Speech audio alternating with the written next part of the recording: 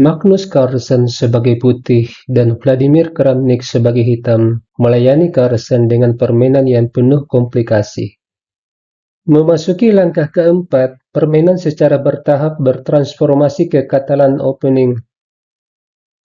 Setelah pion C6, Carlsen mengambil pion dengan menteri, lalu pion menyerang menteri, menteri B3, disusul pengembangan gajah, kemudian gajah menekan kuda, kuda D7, Magnus menukar kuda dengan gajah, dan ada 3 pilihan mengambil gajah.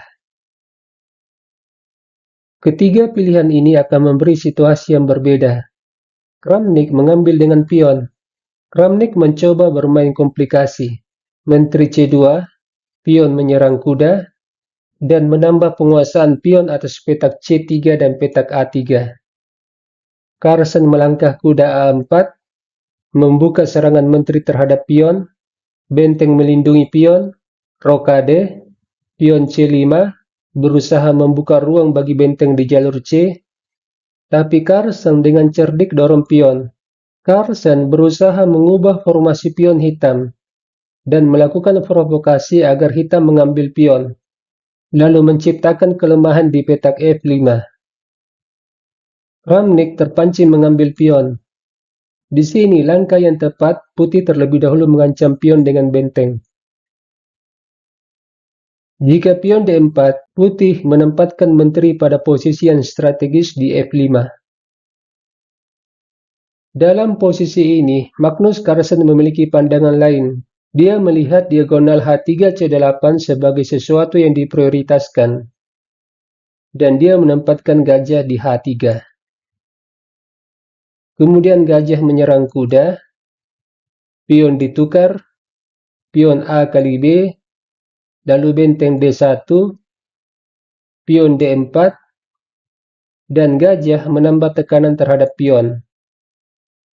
Kuda E5, mempersilahkan gajah mengambil benteng, dan ini adalah kesalahan, sebab di waktu berikutnya putih bisa mendorong pion D3, menyerang menteri, sekaligus berusaha menghilangkan pion yang menjaga kuda.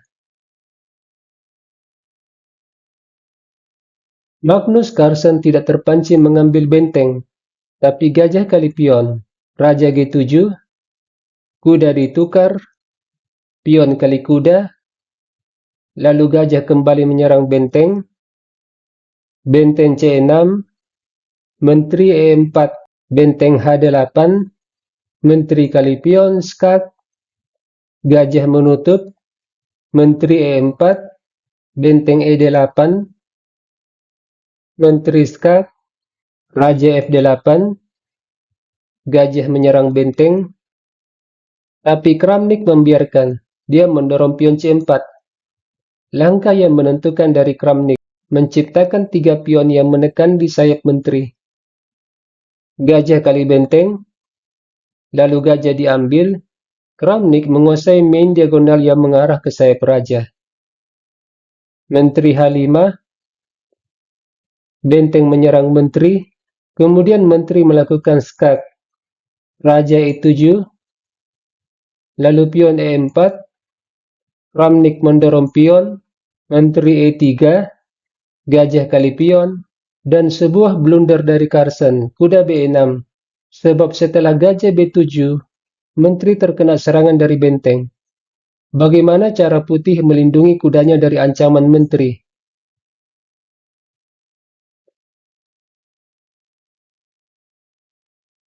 Carlsen melangkah menteri F4.